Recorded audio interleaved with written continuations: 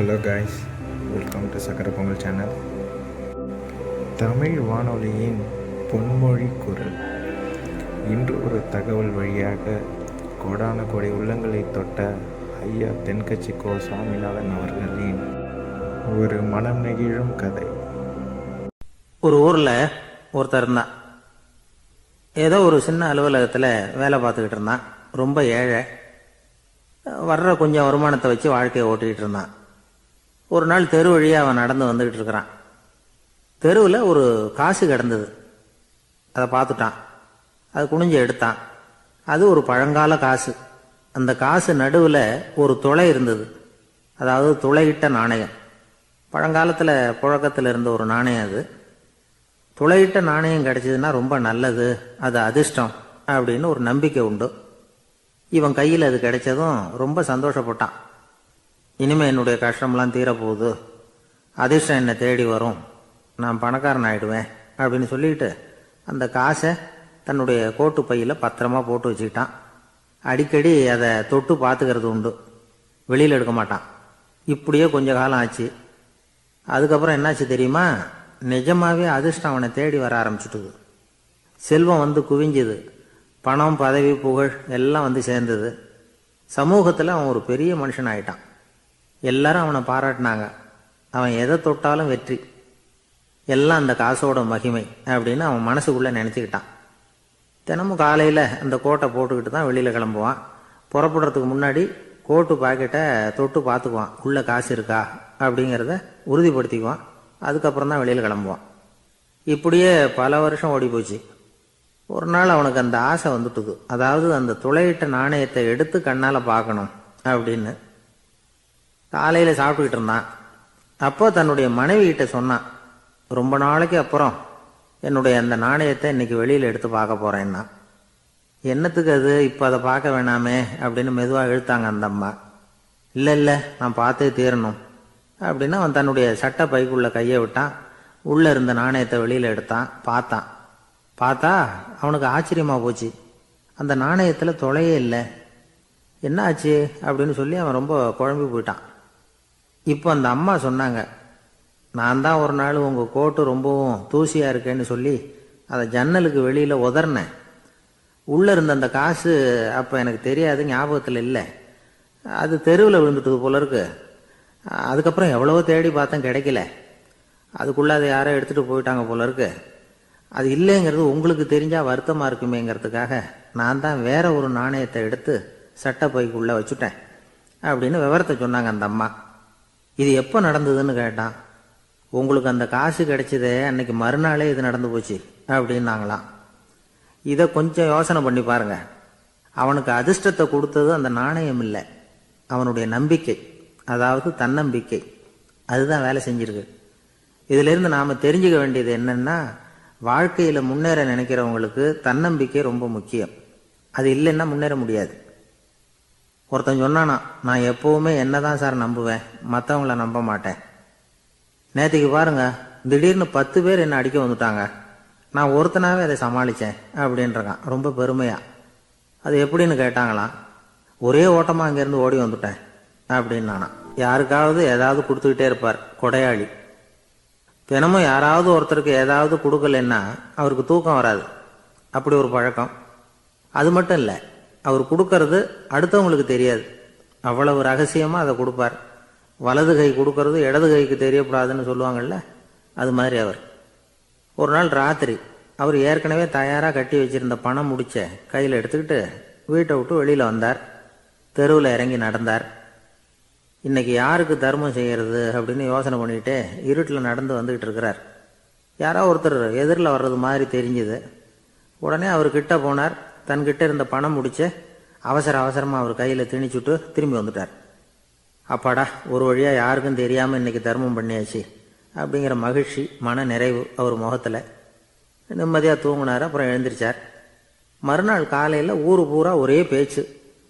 என்ன பேச்சுன்னா, நேற்று ராத்திரி ஒரு திருடன் கையில் யாரோ பணத்தை கொடுத்துட்டு போயிருக்கிறாங்க அப்படின்னு எல்லாரும் பேசிக்கிட்டு இருக்கிறாங்க.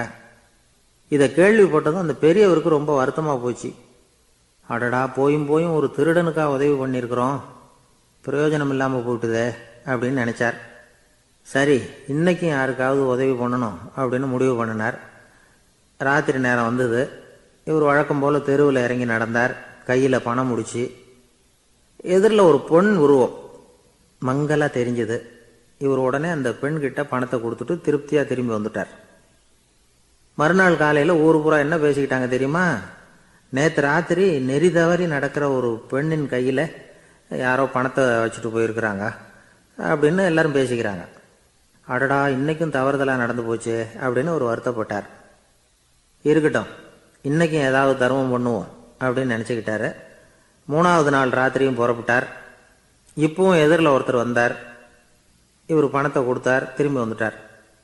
மறுநாள் மக்கள் என்ன பேசிக்கிட்டாங்கன்னா, நேற்று ராத்திரி ஒரு செல்வந்தர் கையில் யாரோ பணத்தை கொடுத்துட்டு போயிருக்கிறாங்க அப்படின்னு பேசிக்கிட்டாங்களாம். அவருக்கு ரொம்ப வருத்தமாக போயிட்டுது. என்ன இது தினம் இப்படி ஆகிக்கிட்டு இருக்குதே அப்படின்னு நினச்சிக்கிட்டே படுத்து தூங்கினார். அன்னைக்கு ராத்திரி ஒரு கனவு. அந்த கனவுல இறைவன் வந்து சொன்னாராம், இதோ பாருப்பா, நீ கொடுத்த தர்மம் வீணா போயிடல. உன்கிட்ட பணம் வாங்கின அந்த திருடன் திருந்திட்டான், அந்த பொண்ணும் திருந்திட்டா, அந்த செல்வந்தனும் கொடையாளி ஆயிட்டான், எல்லாருக்கும் உதவி பண்ண ஆரம்பிச்சுட்டான் அப்படின்னு சொன்னாராம். இந்த கதையை சொன்னவர் யாருன்னா நபிகள் நாயகம். இதில் உள்ள கருத்து என்னன்னா, நல்ல மனசோட தர்மம் பண்ணுனா அது வீணா போறதில்லை. இன்னொரு கருத்து, தர்மம் வந்து தன்னை மட்டுமல்ல அடுத்தவங்களையும் தீமையிலிருந்து காப்பாற்றும். இதுதான் நாம புரிஞ்சுக்க வேண்டியது. இந்த காலத்திலையும் இது மாதிரி சில சம்பவங்கள் நடக்கிறது உண்டு. ஒரு பெரியவர் இருட்டில் நடந்து வந்துகிட்டு இருந்தாரு. எதிரில் வந்த ஒருத்தன் வலுக்கட்டாயமாக ஒரு கையை பிடிச்சி ஒரு பண முடிப்பை கொடுத்து வச்சுக்க சொல்லிவிட்டு விலகி போயிட்டான். பெரியவருக்கு ஆச்சரியம், இந்த காலத்துலேயும் இப்படி வலது கை கொடுக்கறது இடது கைக்கு தெரியக்கூடாதுன்னு நினைக்கிற கொடையாளிகள் உண்டு போல இருக்கு அப்படின்னு யோசனை பண்ணிக்கிட்டே நடந்தார். கொஞ்சம் தூரம் போயிருப்பாரு. அதுக்குள்ளே அதே ஆள் திரும்பி வந்தான். கொடுத்த பண முடிப்பை திருப்பி கொடுங்க அப்படின்னு கேட்டு வாங்கிட்டான். இவருக்கு ஒன்றும் புரியல. ஏன் இப்படி பண்ணுறேன்னார். அது ஒன்றும் இல்லைங்க, கொஞ்ச நேரம் இதை உங்ககிட்ட கொடுத்து வச்சிருந்தேன், அவ்வளவுதான் அப்படின்னா. ஏன்னு கேட்டார். என்னை பின்னாடி போலீஸ் தேடிக்கிட்டு வந்துக்கிட்டு இருக்குது, அதுதான் அப்படி பண்ணேன், இப்போ போயிட்டுது, இனிமேல் ஒன்றும் பயமில்லை அப்படின்னு சொல்லிவிட்டு அவன் பாட்டுக்கு நடந்து போகிறான். ஜெருசலேம் அங்கே உள்ள ஒரு தேவாலயம். அதில் உள்ள பலிபீடத்தின் முன்னாடி ஒரு பெட்டி உண்டு. அது காணிக்கை பெட்டி. ஆலயத்துக்கு வர்றவங்க பிரார்த்தனை பண்ணிவிட்டு திரும்பி போகிற சமயத்தில் அந்த பெட்டியில் காணிக்கை போடுவாங்க. அவங்களால எவ்வளவு முடியுமோ அவ்வளவு போடுறது வழக்கம். அவங்கவுங்க வசதிக்கு தகுந்த மாதிரி போடுவாங்க. வசதி உள்ளவங்களாக இருந்தாலும் சரி, வசதியே இல்லாத வறியவர்களாக இருந்தாலும் சரி, ஆலய காணிக்கை பெட்டியில் காசு போடுறது அவங்களுக்கு ரொம்ப பெருமையான ஒரு செயல். ஒரு சமயம் இயேசு தம்முடைய சீடர்களோடு அந்த ஆலயத்துக்கு வரார். அங்கே உட்காந்து ரொம்ப நேரம் வழிபாடு பண்ணிட்டு இருக்கிறார். சீடர்களும் அந்த ஜபத்தில் கலந்துக்கிட்டாங்க. வழிபாடு முடிஞ்சுது. இயேசு உட்காந்துருக்கிறார். காணிக்கை பெட்டியில் காசு போடுறவங்கள கவனிக்கிறார். சீடர்களும் அதையே கவனிச்சுக்கிட்டு இருக்கிறாங்க. ரொம்ப பேர் வரிசையாக வந்தாங்க. அவங்களால முடிஞ்ச அளவுக்கு காசு போட்டுட்டு அவங்க பாட்டுக்கு போய்கிட்டு இருக்கிறாங்க. வசதியானவங்க நிறைய பேர் வந்தாங்க. அதுக்கு மத்தியில் வயசான ஒரு அம்மா, அவங்களும் வந்து காசு போட்டுட்டு போகிறாங்க. இப்போ இயேசு தன்னுடைய சீடர்கள் பக்கம் திரும்பினார். ஒரு கேள்வி கேட்டார். இப்போ இந்த காணிக்கை பெட்டியில் நிறைய பேர் வந்து காசு போட்டுட்டு போகிறத நீங்கள் கவனிச்சிங்க. இன்னைக்கு இந்த காணிக்கை பெட்டியில் ரொம்பவும் அதிகமாக காசு போட்டது யார் அப்படின்னு கேட்டார். முதல்ல வந்தார ஒரு பெரிய மனுஷன், அவர் தான் அதிகமாக போட்டார் அப்படின்னாரு ஒருத்தர். 3வதா வந்தவர் தான் அதிகமாக போட்டார், நான் கவனித்தேன் அப்படின்னாரு இன்னொருத்தர். இப்படி ஆளுக்கு ஒரு விதமாக சொல்கிறாங்க. கடைசியாக இயேசு சொன்னாராம், இன்றைக்கு அந்த பெட்டியில் அதிகமாக காசு போட்டவங்க அந்த வயசான அம்மா தான் அப்படின்னாராம். சீடர்களுக்கு ஒன்றும் புரியல. அந்த அம்மா ரொம்ப ஏழையாச்சே, அவங்க எப்படி அதிகமாக காணிக்கை செலுத்த முடியும் அப்படிங்கிறது அவங்க சந்தேகம். இயேசு விளக்குனார். நிறைய பேர் வந்தாங்க, நிறையவே காசுகள் போட்டாங்க, அது உண்மைதான். ஆனாலும் அந்த அம்மா என்ன பண்ணாங்க கவனிச்சிங்களா? வந்தாங்க, தன்னுடைய காசு பையை திறந்தாங்க, அப்படியே கொட்டுனாங்க. அதில் இருந்தது 2 காசுகள் தான். அந்த 2 காசும் காணிக்கை பெட்டியில் விழுந்துட்டுது. மற்றவங்கள்லாம் தங்கள்கிட்ட இருந்த செல்வத்தின் ஒரு சிறு பகுதியை எடுத்து பெட்டியில் போட்டாங்க. ஆனால் இந்த அம்மா தன்கிட்ட என்ன இருந்ததோ அதை அப்படியே போட்டுட்டாங்க. தன்னுடைய பிழைப்புக்காக வச்சிருந்த அவ்வளவையும் இழக்கிறதுக்கு தயாராயிட்டாங்க. அவ்வளவு தாராள மனசு அவங்களுக்கு. அதனால அவங்க செலுத்தின காணிக்கை தான் அளவில் அதிகம் அப்படின்னார். விலை மதிப்பில்லாத முத்து புதையல் ஒருத்தனுக்கு கிடைக்க போகுதுன்னு வச்சுக்கோங்க. அதன் மதிப்பை உணர்ந்தவன் என்ன பண்ணுவான்? அதை அடையறதுக்காக தன்கிட்ட இருக்கிற எதையும் கொடுக்கறதுக்கு தயாரா இருப்பான் இல்லையா? அது மாதிரி தான் இதுவும் அப்படின்னார். உலக மதிப்பீடுகளை துரும்பா தூசியா மதிச்சு அதையெல்லாம் உதறி விடுகிறவன் இறையருள் அப்படிங்கிற இணையில்லாத செல்வத்தை பெறுகிறான் அப்படிங்கிறது இதுல உள்ள கருத்து. இறைவனுக்காக இழப்பதுன்னா துன்பப்படுகிறவர்களுக்காக, ஏழைகளுக்காக, ஏதுமற்றவர்களுக்காக இழப்பது அப்படின்னு அர்த்தம். உங்கள் அயலானுக்கு நீங்கள் என்ன உதவி செய்தாலும் அதை எனக்கே செய்கிறீர்கள் அப்படின்னு இயேசு சொல்லியிருக்கிறார். அடுத்தவங்களுக்கு உதவணுங்கிற குணம் இன்னைக்கு ரொம்ப குறைஞ்சி போச்சு. ஒருத்தன் வாழைப்பழத்தோல் வழுக்கி கீழே விழுந்துட்டான். பக்கத்தில் இருந்த நண்பன் உடனே இவனை தூக்கிக்கிட்டு போய் ஆஸ்பத்திரியில் சேர்த்துட்டான். அதுக்கப்புறம் சொன்னான், நீ அந்த வாழைப்பழத்தோலில் காலை வைக்க போகிறத முன்னாடியே நான் கவனிச்சுட்டேன் அப்படின்னு நானா. அப்படின்னா அப்போவே நீ எனக்கு உதவி செஞ்சுருக்கலாமே அப்படின்னு நானா அவன். நான் டாக்டருக்கு உதவலாம்னு நினச்சிட்டேன் அப்படின்னா இவன். பெரிய குடும்பத்தில் பிறந்தவர். இருக்கிற சொத்துக்கள் எல்லாத்தையும் வாரி வழங்கி விட்டு காட்டுக்கு புறப்பட்டார் தவம் செய்யறதுக்காக. இருந்தது பூராவும் கொடுத்துட்டார். இனிமேல் எதுவுமே இல்லை கொடுக்கறதுக்கு. அப்போ கடைசியாக ஒருத்தன் வந்து கையை நீட்டினானா, ஐயா ஏதாவது கொடுங்கன்றிருக்கான். அவர் பார்த்தார், கட்டியிருக்கிற வேட்டியை தவிர வேற எதுவுமே இல்லை.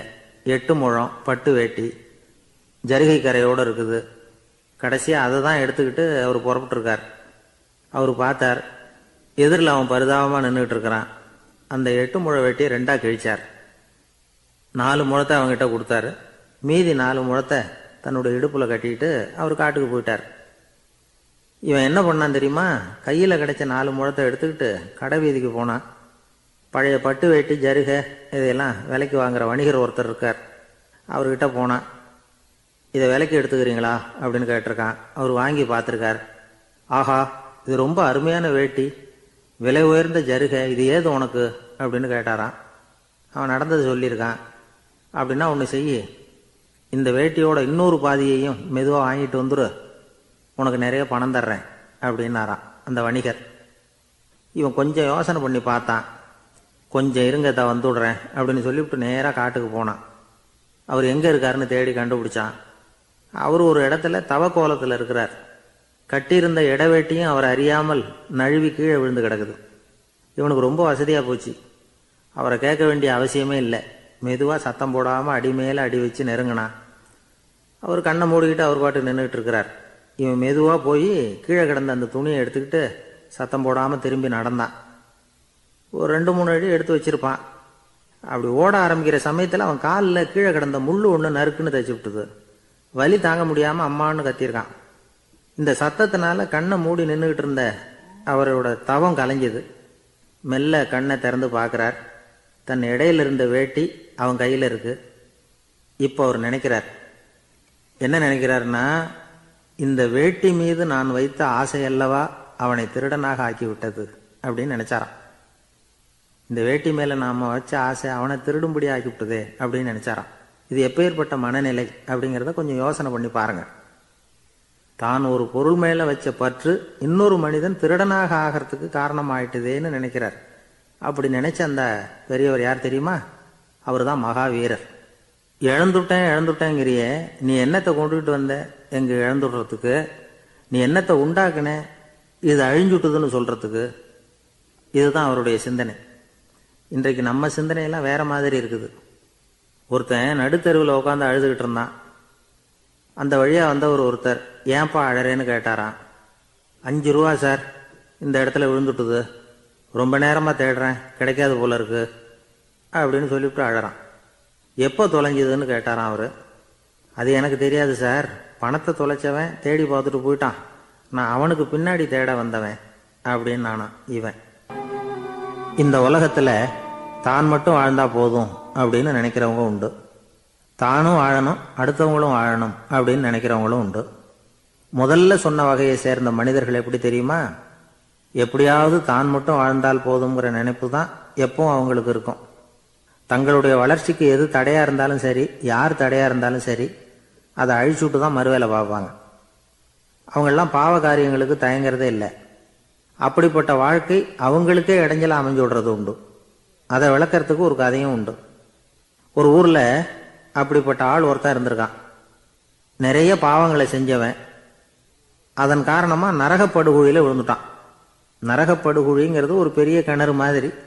ஏற்கனவே பாவம் செஞ்சவங்க நிறைய பேர் அதில் விழுந்து கிடக்குறாங்க.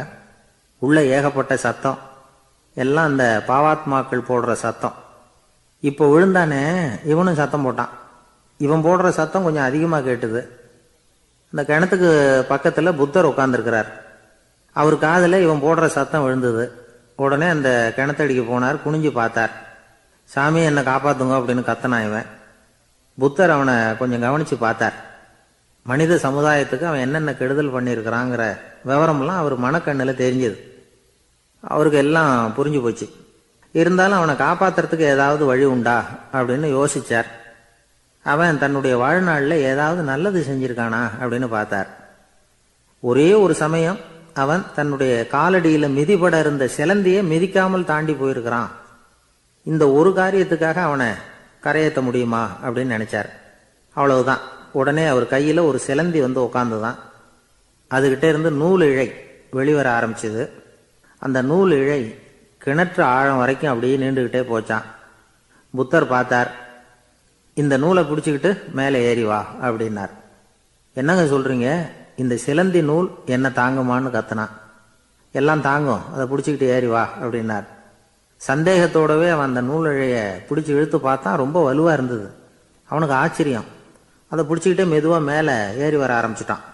பாதி தூரம் ஏறி வந்திருப்பான். அப்போ அவன் காலுக்கு கீழே ஏதோ சத்தம். என்னன்னு குனிஞ்சு பார்க்கறான். கீழே கிடந்தவங்க சில பேரும் அந்த நூலை பிடிச்சி மேலே வந்துக்கிட்டு இருக்கிறாங்க. இவனுக்கு கோபம் வந்துட்டுது. தன்னுடைய இடுப்பில் வச்சிருந்த கத்தியை எடுத்து தன்னுடைய காலுக்கு கீழே நூல் இழையை அப்படியே வெட்டி விட்டுட்டான். இனிமேல் நாம மட்டும்தான் மேலே ஏறி வந்துடணும் அப்படின்னு நினச்சிக்கிட்டான். ஆனால் நடந்தது என்ன தெரியுமா? மொத்த நூல் இழையும் அப்படியே அருந்து கீழே விழுந்துட்டுது. அவனும் பொத்துன்னு கீழே விழுந்துட்டான். மறுபடியும் கத்த ஆரம்பிச்சிட்டான். ஏற்கனவே அவன் செஞ்சிருந்த ஒரு சிறு கருணை அந்த நூல் இழைக்கு உறுதியை கொடுத்தது. இப்போ அவன் செஞ்ச பாவம் அந்த நூல் இழைய வலுவிழக்க செஞ்சுட்டுது. அடுத்தவங்களும் வாழணுங்கிற எண்ணம் அவனுக்கு இருந்திருந்தா இப்போ அவனும் கரையேறி வந்திருப்பான், மற்றவங்களும் சௌக்கியமாக வந்து சேர்ந்திருப்பாங்க. அதனால் நாமும் வாழணும், அடுத்தவங்களும் வாழணும் அப்படின்னு நினைக்கிறவன் வாழ்க்கையில் சீக்கிரம் முன்னுக்கு வந்துடுவான். ஒருத்தன் ஒரு டாக்டர்கிட்ட போனான். மருந்து வாங்கினான். வாங்கி கொண்டாந்து பேசாமல் வச்சுட்டான், சாப்பிடல. அப்புறம் எதுக்காகப்பா போய் அவர்கிட்ட மருந்து வாங்கினேன் அப்படின்னு கேட்டாங்க. டாக்டர் வாழணும் இல்லையா, அதனால தான் அப்படின்னா. அவர் கொடுத்த மருந்தை நீ ஏன் சாப்பிடல அப்புறம் அப்படின்னு கேட்டாங்க. நான் வாழணும் இல்லையா, அதுக்காக தான் அப்படின்னா. ஒரு முனிவர் இருந்தார். ஒரு நாள் அவரை தேடிக்கிட்டு 4 பேர் வந்தாங்க. சுவாமி, எங்களுக்கு ரொம்ப நாளாக ஒரு சந்தேகம்னாங்க. என்னன்னு கேட்டார். இந்த உலகத்தில் எவ்வளவோ காரியங்கள் நடக்குது, எது நியாயம் எது அநியாயம் அப்படின்னு புரிஞ்சுக்க முடியலன்னாங்க. அது யாராலையும் புரிஞ்சுக்க முடியாதுன்னார் முனிவர். வந்தவங்களுக்கு ஆச்சரியமா போச்சு. ஒரு மாதிரியா பார்த்தாங்க. இதை முனிவர் கவனிச்சார். சரி புறப்படுங்க என்னோடன்னார். எங்கன்னு கேட்டாங்க. இப்போ உங்க 4 பேரையும் ஒரு புஷ்பக விமானத்தில் அழைச்சிட்டு போறேன். இந்த உலகத்தில் சர்வசாதாரணமா நடக்கக்கூடிய ஒரு காட்சியை உங்களுக்கு காட்ட போறேன். நீங்க பார்க்க போற அந்த காட்சி நியாயமா அநியாயமா அப்படிங்கிறத என்கிட்ட சொல்லணும். நீங்க சரியான பதில் சொன்னா புஷ்பக விமானத்துல தொடர்ந்து பிரயாணம் பண்ணலாம். தவறான பதில் சொன்னா இந்த புஷ்பக விமானம் உங்களை கீழே தள்ளி விட்டுரும் அப்படின்னார். 4 பேருக்கும் பயந்தான். இருந்தாலும் முனிவர் கூப்பிடுறாரே அப்படின்னு சொல்லி புறப்பட்டாங்க. அவங்க எல்லாரும் புறப்பட்டு ஒரு காட்டு வழியா போய்கிட்டு இருக்கிறாங்க புஷ்பக விமானத்துல. அங்க நடக்கிற ஒரு காட்சியை காட்டுறார் முனிவர். அதோ அங்க பாருங்கன்னார். அந்த விமானத்தில் இருந்தபடியே எல்லாரும் கீழே குனிஞ்சு பார்க்குறாங்க. அங்க ஒரு தாய் புலி அப்பதான் குட்டி போட்டிருக்கு. குட்டிகளை ஈன்ற உடனே பசிக்கு இறை தேடி அந்த பக்கமா வருது. அதே நேரம் ஒரு தாய் மான், அதுவும் அப்பதான் குட்டி போட்டிருக்கு. அதுவும் இதே மாதிரி குட்டிகளை ஈன்ற உடனே பசிக்கு இறை தேடி அந்த பக்கமா வருது. இப்போ அந்த புலி அந்த மானை அடிச்சு போட்டுடுது. அதுவும் சாப்பிடுது, குட்டிகளுக்கும் கொடுக்குது. இப்போ அந்த புலிக்குட்டிகள் முகத்துல மகிழ்ச்சி, தாயை இழந்த அந்த மான் குட்டிகள் முகத்துல துக்கம். இப்போ அந்த முனிவர் 4 பேர்கிட்டையும் கேட்கிறார், நீங்க இங்க பாத்தீங்களே, இதுல எது நியாயம் எது அநியாயம், ஒவ்வொருத்தரா சொல்லுங்க. உங்க பதில் சரியில்லைன்னா இந்த விமானம் உங்களை கீழே தள்ளி விட்டுரும், சொல்லுங்க பார்க்கலாம்னார். முதல்ல ஒருத்தன் சொன்னான், அந்த புலி செஞ்சது சரிதாங்க, அது பசிக்கு அதுதான் ஆகாரம், தன்னுடைய பசிக்கு தானே இறை தேடிக்கிட்டுது, அதில் என்ன தப்பு, அவ்வளவுதான், அதனால் புலி செஞ்சது நியாயம்தான் அப்படின்னா. அவ்வளவுதான், அந்த விமானம் அவனை அப்படியே கீழே தள்ளி விட்டுட்டுது. அதனால் அவன் கொடுத்த பதில் சரியில்லை அப்படிங்கிறது புரிஞ்சு போச்சு. இப்போ ரெண்டாவது ஆள் சொன்னான், புலி செஞ்சது பாவம், அந்த தாய்மான் என்ன தப்பு பண்ணிச்சு, இப்போ அந்த குட்டிகளுக்கு யார் ஆதரவு, அதனால் புலி செஞ்சது அநியாயம் அப்படின்னா. அவ்வளவுதான், அவனையும் கீழே தள்ளி விட்டுட்டுது அந்த விமானம். இந்த பதிலும் சரியில்லை அப்படின்னு ஆயிட்டுது. இப்போ மூணாவது ஆள் வந்தான். முதல்ல 2 பேர் கீழே விழுந்ததை பார்த்துக்கிட்டு இருந்தான். அதனால் அவன் சொன்னான், ரெண்டுமே நியாயம்தாங்க, புலி இறை தேடினதும் இயற்கை, அதுக்கு மான் இறையானதும் இயற்கை, அதனால் இதில் ஒன்றும் தப்பு இல்லைன்னா. அவ்வளவுதான், அவனையும் அந்த விமானம் கீழே பிடிச்சி தள்ளி விட்டுது. இப்போ நாலாவது ஆள் வந்தான். முனிவர் கேட்டார், நீயாவது சொல்லுப்பா, இந்த செயலில் எது நியாயம்னார். அவன் தெளிவாக பதில் சொன்னான். அதாவது என்ன சொன்னான்னா, எனக்கு தெரியல அப்படின்னா. அவனை விமானம் கீழே தள்ளலை, சௌரியமாக அழைச்சிட்டு போட்டுது. இவனும் பிரயாணம் சௌக்கியமாக பண்ணானா. ஆக இதுதான் சரியான பதிலுங்கிறத முனிவர் உணர்த்தினார். இந்த கதையிலிருந்து நாம் புரிஞ்சுக்க வேண்டியது என்னன்னா, இந்த உலகத்தில் எவ்வளவோ காரியங்கள் நடக்குது, அதெல்லாம் ஏன் அப்படி நடக்குதுங்கிறதுக்கு எப்பேற்பட்ட பண்டிதராலும் பதில் சொல்ல முடியாது. தெரியாததை தெரியாதுன்னு ஒத்துக்கிட்டா வாழ்க்கை பிரயாணம் சுகமாக இருக்கும். அதனால் தேவையில்லாத விஷயங்களை புரிஞ்சுக்கிறதுக்கு நேரத்தை செலவு பண்ணிகிட்டு இருக்கக்கூடாது, வாழ்க்கையை குழப்பிக்க கூடாது. வாழ்க்கைக்கு தேவையானது என்னவோ அதை மட்டும் புரிஞ்சுக்கிட்டா போதும். இந்த காலத்து ஆள் ஒருத்தன் ஒரு பெரியவரை தேடி வந்தான். ஐயா, ஒரு சந்தேகம்னா. என்ன உன்னுடைய சந்தேகம்னார். பகுத்தறிவுன்னா என்ன, விதின்னா என்ன அப்படின்னு கேட்டான். இதுக்கு அவரு, இப்போ உன்னுடைய வலது காலை தூக்குன்னார். தூக்கினான். சரி, இப்போ உன்னுடைய வலது காலை கீழே இறக்காம உன்னுடைய இடது காலையும் தூக்குன்னார். தூக்கினான். பொத்துன்னு கீழே விழுந்துட்டான். பெரியவர் சொன்னார், உன்னால் ஒரு காலை தூக்க முடிஞ்சுது, அதுதான் பகுத்தறிவு. 2 கால்களையும் ஒரே சமயத்தில் தூக்குனா அடிபடும், அப்படிங்கிறது தான் விதி அப்படின்னு விளக்கம் கொடுத்தார். இவன் தன்னுடைய விதியை நொந்துக்கிட்டே இடுப்பை பிடிச்சிக்கிட்டு அங்கேருந்து நடந்து போயிட்டானான். ஒரே ஒரு ஊரில் ஒரு கோயில் இருந்தது. ரொம்ப பழைய கோயில். உள்ளே போகிறதுக்கே பயமாக இருக்கும், எந்த நேரத்தில் இடிஞ்சு விழுந்துருமோ அப்படிங்கிற பயம்.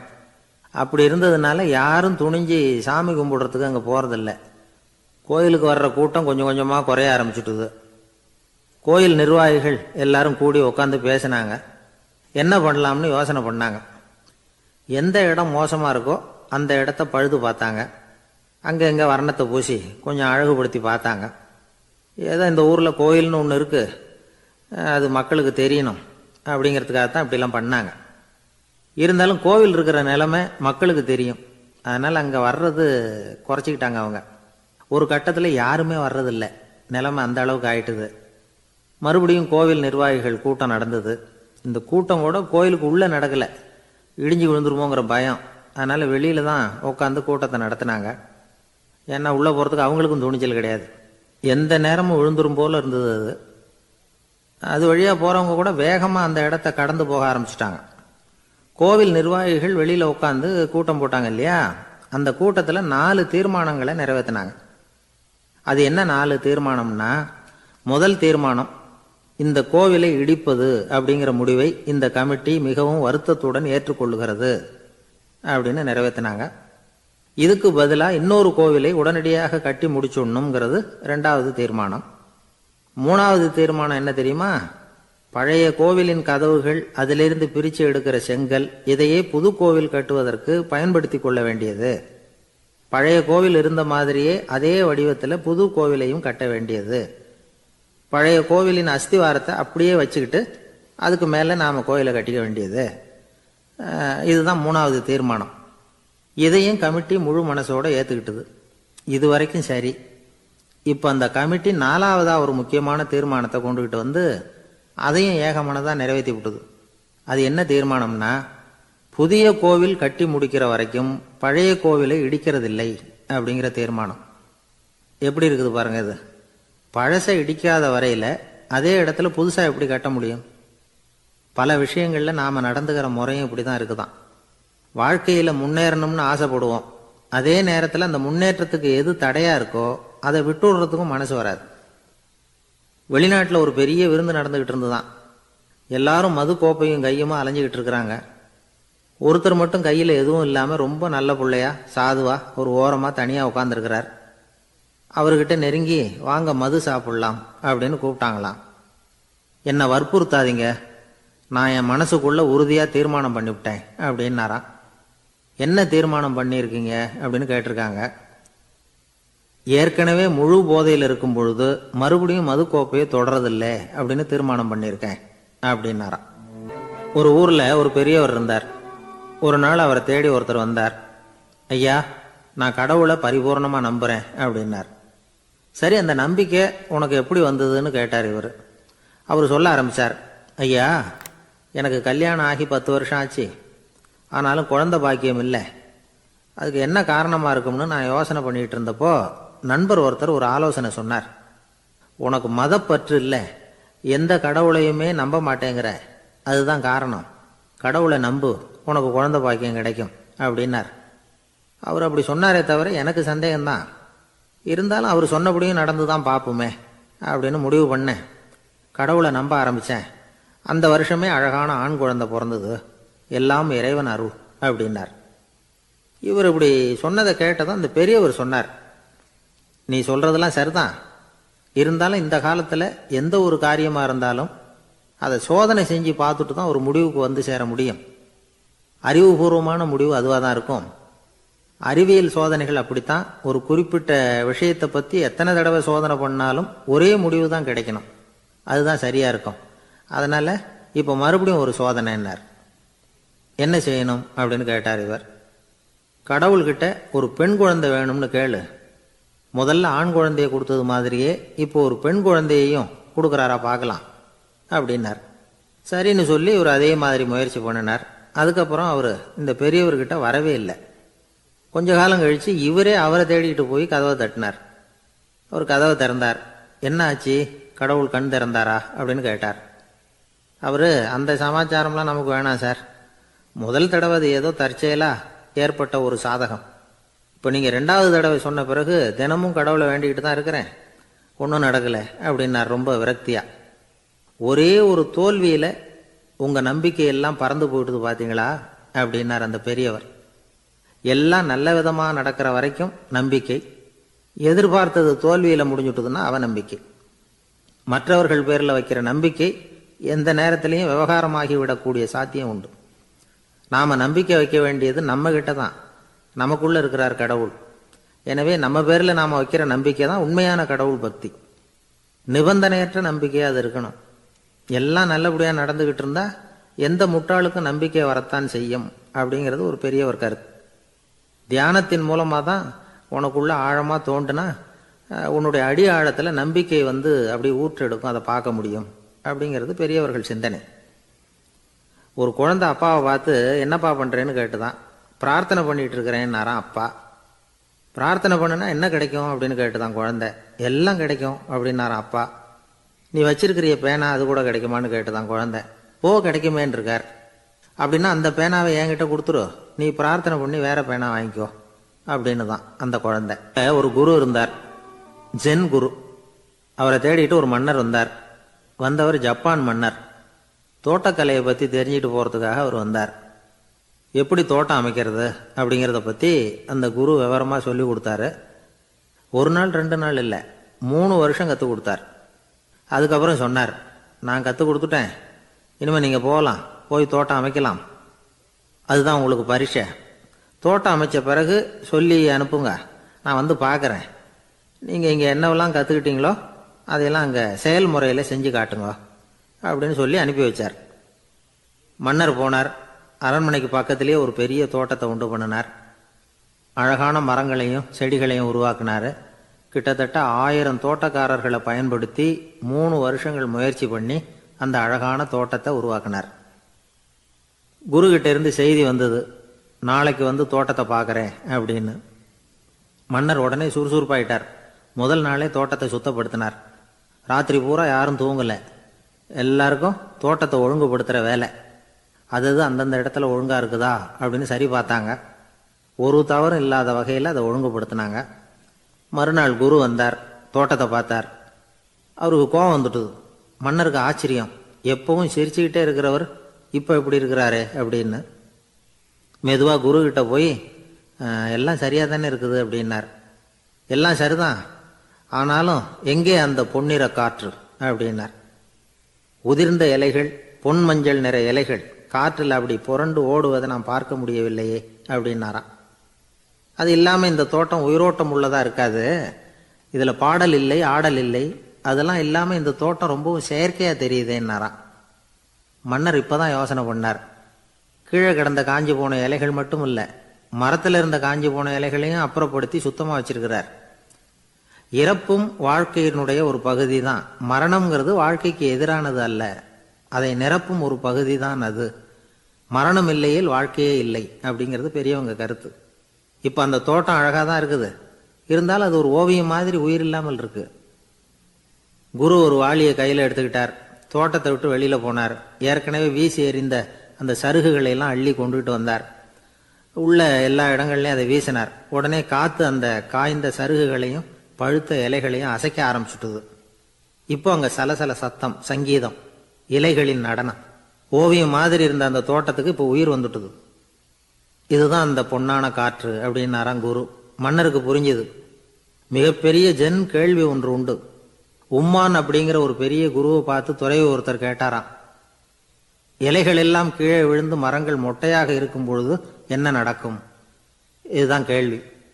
இதுக்கு உம்மான் சொன்ன பதில் பொன்னான காற்று, தி கோல்டன் விண்ட் அப்படின்னாராம். இதுக்கு என்ன விளக்கம்னா, உன்னுடைய எண்ணங்கள் எல்லாம் உன்னுடைய மனசிலிருந்து கீழே விழுந்து உனது உள்ளுணர்வானது மொட்டையாக நிற்கும் நிலைதான் அது. உனது வேர்களின் அருகில் காற்று வீசுகிறது. எல்லா எண்ணங்களும் உன்னிலிருந்து வெகு தூரத்துக்கு புரண்டு கொண்டே சென்று விடுகிறது. நீ அவற்றை கடந்து விட்டால் நீ அவைகளுக்கெல்லாம் மேலெழுந்து கீழே பார்ப்பவனைப் போல நிற்க ஆரம்பித்து விடுவாய். அதுதான் தியானம் என்பது அப்படின்னு சொல்றாங்க. தியானம்ங்கிறது எண்ணத்துக்கு எதிரானது இல்லை, தியானம்ங்கிறது எண்ணங்களை கடந்து செல்வது தான். அதுக்கப்புறம் நாம பொன்னிற காற்றுல ஆட ஆரம்பிச்சிருவோம். இதுதான் பெரியவர்கள் சொல்றது. என்கிட்ட ஒருத்தர் தோட்டம் அமைக்கணும்னு யோசனை கேட்டு வந்தார். எல்லாம் சொல்லி கொடுத்தேன். செடிகள்லாம் செழிப்பா வளரணும்னா வேர் காயாம பார்த்துக்குங்க, தினமும் தண்ணி விடுங்க அப்படின்னு சொல்லி அனுப்பி வச்சேன். ஒரு மாசம் கழிச்சு ஒரு தோட்டத்தை பார்க்கறதுக்காக போனேன். போய் பார்த்தா எல்லா செடியும் வாடி கிடக்குது. என்னங்க இப்படி பண்ணிவிட்டீங்கன்னு. நீங்க சொன்னபடி தான் செஞ்சேன்னார். என்ன செஞ்சீங்கன்னு கேட்டேன். வேறு காயாம பார்த்துக்க சொன்னீங்க, தினமும் ஒரு தடவை எல்லா செடியையும் ஒவ்வொன்றா பிடுங்கி பார்த்து வேறு காயாம இருக்கா அப்படின்னு பார்த்துட்டு அதுக்கப்புறம் தண்ணி பாய்ச்சனே, அவ்வளவுதான் அப்படின்னார்.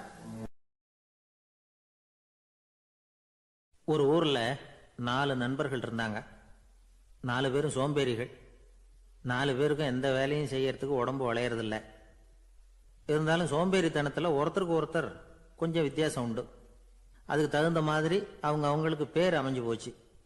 ஒருத்தன் கால் சோம்பேறி, இன்னொருத்தன் அரை சோம்பேறி, அடுத்தவன் முக்கால் சோம்பேறி, கடைசி ஆளு முழு சோம்பேறி.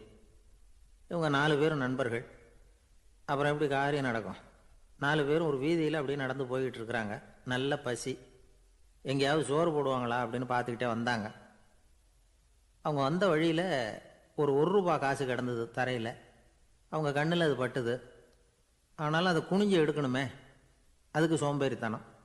முழு சோம்பேறி பார்த்தான்.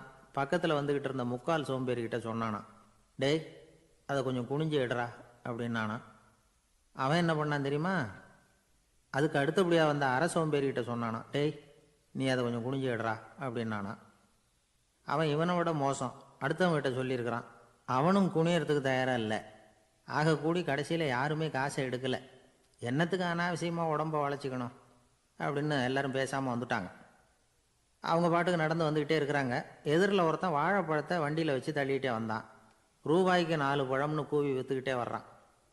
இப்போ அந்த முழு சோம்பேறி சொன்னானா, டேய் வழியில் கிடந்ததை ரூபா, அதையாவது எடுத்துக்கிட்டு வந்திருந்தா இப்போ இந்த பழத்தை வாங்கி ஆளுக்கு ஒன்று சாப்பிடலாமே அப்படின்னானா. ஆமாம் சாப்பிட்ருக்கலாமே அப்படின்னாங்களாம் மற்றவங்களும். ஆனாலும் திரும்பி போய் அதை எடுக்கணும்னு யாருக்கும் தோணலை. பேசாமல் சோர்ந்து போய் நடந்து வந்தாங்களாம். இருட்டி போச்சு. வழியில் ஒரு கோவில். சரி இங்கேயே படுத்து தூங்குவோம் அப்படின்னா ஒருத்தன். அதுதான் சரின்னாங்க மற்றவங்களும். அப்படியே மண்டபத்தில் படுத்துட்டாங்க. கோவில் அர்ச்சகர் வேலையெல்லாம் முடிச்சுவிட்டு வெளியில் வந்திருக்காரு. இவங்கள பார்த்தாராம். ஏன் இப்படி சோர்ந்து போய் கிடக்குறீங்க அப்படின்னு விசாரிச்சிருக்கார். 2 நாளாச்சுங்க நாங்கள் சாப்பிட்டு அப்படின்னாங்களாம். அவர் உடனே ஐயோ பாவம் அப்படின்னு சொல்லி பானை, விறகு, அரிசி, தண்ணி எல்லாம் கொடுத்து நீங்களே சமையல் பண்ணி சாப்பிட்டுக்குங்க அப்படின்னு சொல்லிவிட்டு போயிட்டார். இந்த 4 பேருக்கும் சமையல் பண்ணி சாப்பிட்ணும்னு ஆசையாக தான் இருந்தது. ஆனால் அடுப்பு பற்ற வைக்கணுமே, அதுக்கு தீப்பெட்டி வேணுமே. தீப்பெட்டி இல்லை. இப்போ முழு சோம்பேறி ஆரம்பித்தான். அடுத்தவனை பார்த்து டேய் கடைக்கு போய் ஒரு தீப்பெட்டி வாங்கிட்டு வாயேன் அப்படின்னு நானா. அவன் வழக்கம் போல் அடுத்தவங்ககிட்ட சொல்லியிருக்கான். அவன் அதுக்கு அடுத்தவங்ககிட்ட சொல்லியிருக்கிறான். கடைசியாக கால் சோம்பேறிக்கிட்ட வந்து சேர்ந்தது. அவனும் அது நம்மால் முடியாது அப்படின்னு பேசாமல் இருந்துட்டான். இப்போ தீப்பெட்டி வேணுமே, அதுக்கு என்ன பண்ணுறது? அவங்களுக்குள்ளே பேசி ஒரு முடிவுக்கு வந்தாங்களாம். அதாவது யார் முதல்ல வாயை திறந்து பேசுகிறாங்களோ அவங்க தான் தீப்பெட்டி வாங்கிறதுக்கு போகணும் அப்படின்னு. அவ்வளவுதான். உடனே 4 பேரும் வாயை கெட்டியாக மூடிக்கிட்டு படுத்துக்கிட்டாங்க. அவங்க சமையல் பண்ணி சாப்பிட்டாங்களா என்ன அப்படிங்கிறது அர்ச்சகருக்கு தெரியல. சரி பார்த்துட்டு வரலாமேன்னு வந்தார். வந்து பார்க்குறாரு, இவங்க 4 பேரும் அசையாமல் படுத்து கிடக்குறாங்க. அர்ச்சகர் பயந்துட்டார். ஒருவேளை பசி தாங்காமல் செத்து போட்டாங்களோ அப்படிங்கிற பயம், அல்லது நாம் கொடுத்த உணவுப் பொருளில் ஏதாவது விஷம் கலந்துருக்குமோ அப்படின்னும் பயந்தார். அப்படின்னா நம்ம மேலே பழி வந்துருமே அப்படின்னு நினச்சி நடுங்க ஆரம்பிச்சுட்டார். அப்புறம் அவரும் ஒரு முடிவுக்கு வந்தாராம். கோவிலுக்கு பக்கத்துலேயே ஒரு பெரிய குழி இருந்தது. அதில் ஒவ்வொருத்தரையாக இழுத்துக்கிட்டு போய் போட்டார். கொஞ்சம் மண்ணை தள்ளினார். காலால் மிதித்தார். அவர் மிதித்த மிதி ஒருத்தன் அடி வயத்தில் போட்டுவிட்டுது. அவன் உடனே வலி தாங்காமல் ஐயோ அம்மான்னு அலறினான். உடனே நடந்தது என்ன தெரியுமா? மற்ற 3 பேரும் துள்ளி எழுந்திரிச்சாங்களாம். அவனை பார்த்து நீ தாண்டா தீப்பெட்டி வாங்க போகணும், நீ தாண்டா வாங்க போகணும், நீ தான் சத்தம் போட்ட அப்படின்னு சொல்லி ஆரம்பிச்சுட்டாங்களாம். அர்ச்சகர் பார்த்தார். இது பேய் மாதிரி தெரியுதுன்னு நினச்சிக்கிட்டு ஒரே ஓட்டமாக ஓடி போட்டாராம். கிராமப்புறங்களில் இப்படி ஒரு கதையை சொல்கிறது உண்டு. சோம்பல்ங்கிறது நம்ம முன்னேற்றத்துக்கு பெரிய தடை அப்படிங்கிறத நாம் புரிஞ்சுக்கணும். அதுதான் இந்த கதை சொல்கிற நீதி. ஒரு பள்ளிக்கூடத்தில் ஒரு புதுமையான போட்டி நடந்துதான். அதாவது சோம்பேறித்தனத்துக்கு பரிசு. அதில் 2வது பரிசு யாருக்குன்னு அறிவித்தாங்க. ஒரு பையன் எழுந்திரிச்சு மெதுவாக நடந்து போய் பரிசை வாங்கிட்டான். அடுத்தது முதல் பரிசு யாருக்கு அப்படின்னு அறிவிச்சாங்களாம். அவன் கடைசி வரிசையிலேருந்து கத்தனானான், ஐயா அதையும் அந்த பையன் மூலமாகவே கொடுத்து அனுப்பி வச்சுருங்க, இங்கே வந்தது நான் வாங்கிக்கிறேன் அப்படின்னா. ஒரு ராஜா இருந்தார். அவர் ஒரு நாள் காலையில் அரண்மனையில் மேல் மாடத்தில் வந்து நின்றுக்கிட்டு இருந்தார். அப்போ ஒரு ஆள் வீதியில் ரொம்ப வேகமாக ஓடிக்கிட்டு இருக்கான். அதை ராஜா கவனித்தார். அவன் மனசில் ஏதோ ஒரு தவிப்பு இருக்குங்கிறத புரிஞ்சுக்கிட்டார். உடனே அரண்மனை சேவகர்களை கூப்பிட்டார். அந்த ஆளை இங்கே அழைச்சிட்டு வாங்க அப்படின்னார். இவங்க ஓடி போய் அந்த ஆளை அழைச்சிட்டு வந்தாங்க. மன்னர் முன்னாடி நிறுத்தினாங்க. மன்னர் அவனை நிமிர்ந்து பார்த்தார். எதுக்காக இவ்வளோ வேகமாக ஓடிக்கிட்டு இருக்கிற அப்படின்னு கேட்டார். இதுக்கு அவன் சொன்னான், மன்னா நம்ம கோட்டையின் வடக்கு வாசல் இருக்கு இல்லையா, அது ஓரமாக ஒரு பெரிய பாறாங்கல் கிடக்கு. அதுக்கு அடியில் நான் ஒரே ஒரு வெள்ளி நாணயத்தை புதைச்சி வச்சுருக்கேன். அது இப்போ எனக்கு தேவைப்படுது. என்னுடைய மனைவிக்கு ஒரு பரிசு வாங்கி கொடுக்க வேண்டியிருக்கு. அதுக்காக தான் அவசரமாக ஓடிக்கிட்டு இருக்கிறேன் அப்படின்னா. மன்னர் யோசனை பண்ணார். அப்புறம் சொன்னார், அதுக்காகவா இப்படி ஓடுற? பரவாயில்ல, அதை பற்றி கவலைப்படாத. நான் உனக்கு 10 வெள்ளி காசுகள் தர்றேன், வாங்கிட்டு திரும்பி போ அப்படின்னார். இவன் தலையை சொரிஞ்சான். மன்னா நீங்கள் கொடுக்கறத ரொம்பவும் மகிழ்ச்சியோடு வாங்கிக்கிறேன். இருந்தாலும் அதுக்கப்புறம் அந்த வடக்கு வாசலுக்கு போய் அங்கே இருக்கிற ஒரு நாணயத்தையும் எடுத்துக்கிட்டு போயிடுறேனே அப்படின்னு நான். இதை பாருப்பா, அந்த ஒரு நாணயத்தை மறந்துடு, உனக்கு 100 வெள்ளி நாணயங்கள் தரேன் இருக்கார்.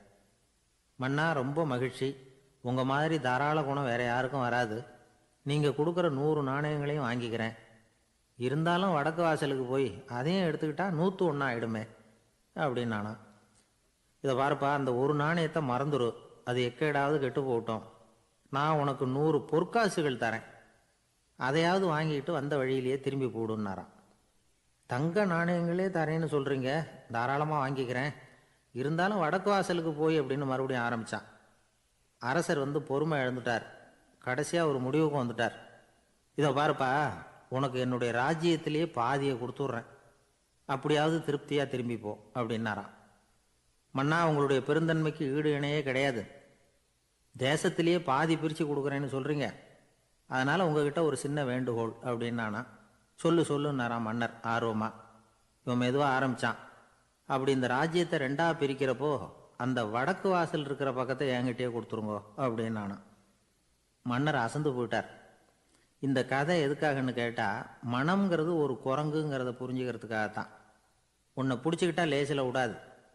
அப்படிப்பட்ட மனசை அறிவு தான் வழி நடத்தணும். அதில் தான் வாழ்க்கையின் வெற்றி அடங்கியிருக்குது. ஒரு சின்ன பையன் தெருவில் அழுதுகிட்டு இருந்தான். ஏன்பா அழுகுறேன்னு ஒரு பெரியவர் கேட்டார். ₹1 காசை இங்கே தொலைச்சுட்டேன் அப்படின்னா. சரி, அதுக்காக அழாத, அதுக்கு பதிலாக 10 ரூபா தரேன், இந்தா வச்சுக்கோன்னு கொடுத்தார். அந்த 10 ரூபாயை வாங்கி சட்டப்பையில் போட்டுக்கிட்டு அதை விட அதிகமாக சத்தம் போட்டு அழ ஆரம்பிச்சுட்டான். மறுபடியும் ஏன்டா அழறேன்னு கேட்டார் பெரியவர். அந்த ₹1 கிடைச்சிட்டுதுன்னா இப்போ என்கிட்ட 11 ரூபா இருக்குமே, இப்போ 10 ரூபா தானே இருக்குது அப்படின்னு சொல்லிவிட்டு அழறான் ஒருத்தர். அவருக்கு ஜாதகத்தில் நம்பிக்கை உண்டு. அவரே ஜோசியம்லாம் பார்ப்பார்.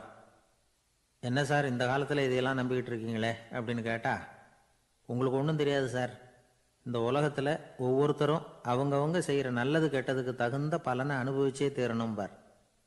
அது மட்டும் இல்லை, ஒருத்தர் செத்துட்டா கூட அவன் செஞ்ச பாவ புண்ணியங்கள் கூடவே போய்கிட்டு இருக்கோம்பார். அது எப்படி கூட போவோம் அப்படின்னு குதர்க்கமாக கேட்டால், அதுக்கு அவர் ஒரு கதை சொன்னார். அது ரொம்ப சுவாரஸ்யமாக இருந்தது. அது என்ன கதைன்னா, ஒரு ஊரில் ஒருத்தர் இருந்தாராம்.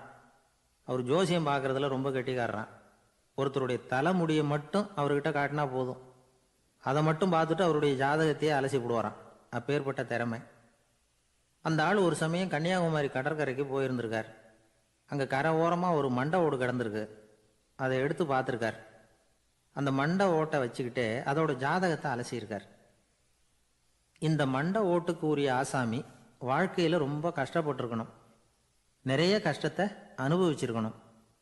அது தாங்க முடியாமல் தான் கடலில் விழுந்து தற்கொலை பண்ணிகிட்டு இருக்கான் அப்படிங்கிறத அவர் கணிச்சுட்டார். இருந்தாலும் இந்த மண்டை ஓடு இன்னமும் அனுபவிக்க வேண்டியது பாக்கி இருக்குது அப்படிங்கிறத அவர் உணர்ந்தாராம். அது சரி, ஒருத்தன் உயிரோடு இருக்கிற வரைக்கும் நல்லது கெட்டதை அனுபவிக்க முடியும். செத்ததுக்கு அப்புறமும் பாக்கி இருக்குன்னா அதை எப்படி அனுபவிக்கிறது? இந்த மண்டை ஓட்டுக்கு இன்னும் கொஞ்சம் பாக்கி இருக்குங்கிறது அவருக்கு புரிஞ்சதே தவிர அதோட அர்த்தம் என்னங்கிறது சரியாக விளங்கலை. சரி, இதை இன்னும் கொஞ்சம் விவரமாக ஆராய்ச்சி பண்ணுவோம் அப்படின்னு நினச்சிக்கிட்டு அதை தன்னுடைய வீட்டுக்கு எடுத்துகிட்டு போயிட்டார். அந்த மண்டை ஓட்டை ஒரு பெட்டியில் வச்சு பூட்டினார். தன்னுடைய தனி அறையில் அதை பத்திரமா வச்சுக்கிட்டார். தினமும் ராத்திரி ஆனதும் தன்னுடைய மனைவியை பார்த்து, நீ போய் பூஜை அறையில் தனியாக படுத்துக்கோ அப்படின்னு சொல்லிவிட்டு தினம் ராத்திரி 12 மணிக்கு பெட்டியை திறந்து அவர் பார்ப்பார். மண்டை ஓடு அப்படியே இருந்தது தவிர இன்னும் கொஞ்சம் பாக்கி இருக்குங்கிறதுக்கு அர்த்தம் அவருக்கு விளங்கலை. அந்த மண்டை ஓட்டுக்கு இன்னும் என்ன பாக்கி இருக்க போகுது? இப்படியே ஒரு 10 நாள் போச்சு. அந்த வீட்டம்மாவுக்கு சந்தேகம் வந்துட்டுது. நம்ம வீட்டுக்காரர் நம்மளை தனியாக ஏன் தூங்க சொல்கிறார் அப்படிங்கிற சந்தேகம். உடனே பக்கத்து வீட்டு அம்மா கிட்ட விஷயத்தை சொல்லியிருக்கிறாங்க. அந்த அம்மா உடனே, நீ கவலைப்படாத, நான் கண்டுபிடிச்சி சொல்கிறேன் அப்படின்னு சொல்லிவிட்டாங்களாம். அன்னைக்கு ராத்திரியே ஜன்னல் வழியாக எட்டி பார்த்துருக்குறாங்க. இந்த ஆள் மண்டை ஓட்டை கையில் வச்சுக்கிட்டு அது திருப்பி திருப்பி பார்த்துக்கிட்டு இருக்கிறான். அதை பார்த்துட்டாங்க. மறுநாள் காலையில் அவரோட மனைவியை பார்த்தாங்க. ஏம்மா, உன் வீட்டுக்காரருக்கு நீ முதல் மனைவியா 2வது மனைவியா அப்படின்னு கேட்டாங்களாம். எனக்கு தெரிஞ்ச வரைக்கும் நான் ஒருத்தி தான் அவருடைய மனைவி அப்படின்னாங்களாம் அவங்க. அப்படி இல்லை, நீ அவருக்கு 2வது மனைவி. முதல் மனைவியின் மண்டை ஓட்டை தான் அவர் தினமும் ராத்திரியில் எடுத்து பார்த்துக்கிட்டு இருக்கிறார் அப்படின்னாங்க அடுத்த வீட்டு அம்மா. அப்படியா விஷயம் அப்படின்னு சொல்லிவிட்டு கணவன் வீட்டில் இல்லாத நேரமாக பார்த்து அந்த மண்டை ஓட்டை எடுத்து கொண்டாந்து ஒரு உரலில் போட்டு உலக்கையால் குத்தி நொறுக்க ஆரம்பிச்சிட்டாங்க. வெளியில் போயிருந்த அந்த ஆள் அப்போ தான் உள்ளே நுழைஞ்சார். மண்டை ஓடு உலக்கைக்கிட்ட குத்து வாங்கிக்கிட்டு இருக்கு. அது அனுபவிக்க வேண்டியது இன்னும் கொஞ்சம் பாக்கி இருக்குங்கிறதுக்கு அர்த்தம் எனக்கு இப்போ தான் புரிஞ்சுது அப்படின்னாராம் அவர். இந்த கதையிலேருந்து நாம் இன்னொரு நீதியையும் புரிஞ்சுக்கணும். அதாவது நம்ம வீட்டை பற்றி நமக்கு புரியாததெல்லாம் அடுத்த வீட்டுக்காரங்களுக்கு நல்லா புரியும். ஒரு ஆள் இருந்தான். அவன் ஒரு நாள் கோயிலுக்கு போனான். கடவுள்கிட்ட வேண்டிக்கிட்டான், எனக்கு ஒரு 1,00,000 ரூபா நீ கொடுத்தா நான் உன் சன்னதியில் ஒரு தேங்காய் உடைக்கிறேன் அப்படின்னு வேண்டிக்கிட்டான். கடவுள் பார்த்தார். உடனே அவன் கண் முன்னாடி தோன்றினார். இந்தா நீ கேட்ட 1,00,000 ரூபாய் அப்படின்னு சொல்லி அவன் கையில் பணத்தை கொடுத்துட்டு மறைஞ்சிட்டார். இவனால் நம்பவே முடியல. இவ்வளவு சுலபமாக கிடைக்கும்னு தெரிஞ்சிருந்தா அனாவசியமாக ஒரு தேங்காய் உடைக்கிறேன்னு வேண்டியிருக்க வேண்டியது இல்லையே அப்படின்னு நினச்சான். இருந்தாலும் வேண்டுதலை நிறைவேற்ற வேண்டியது கடமை. அதுக்காக என்ன பண்ணான், பக்கத்தில் ஒரு கடைக்கு போனான். ஒரு தேங்காயை கையில் எடுத்தான். இது என்ன விலைன்னு கேட்டான். 5 ரூபான்னார் கடையில் இருந்தவர். அதிகமாக இருக்குதே விலைன்னா. அப்படின்னா ஒன்று செய்யுங்க, அடுத்த ஊருக்கு போங்க, அங்கே தென்னந்தோப்பு அதிகம், அதனால் அங்கே இதை விட குறைஞ்ச விலைக்கு கிடைக்கும் அப்படின்னார். சரின்னு அடுத்த ஊருக்கு கிளம்புனான். அங்கே போய் விசாரித்தான். ஒரு தேங்காய் 3 ரூபாய் விலைன்னாங்க.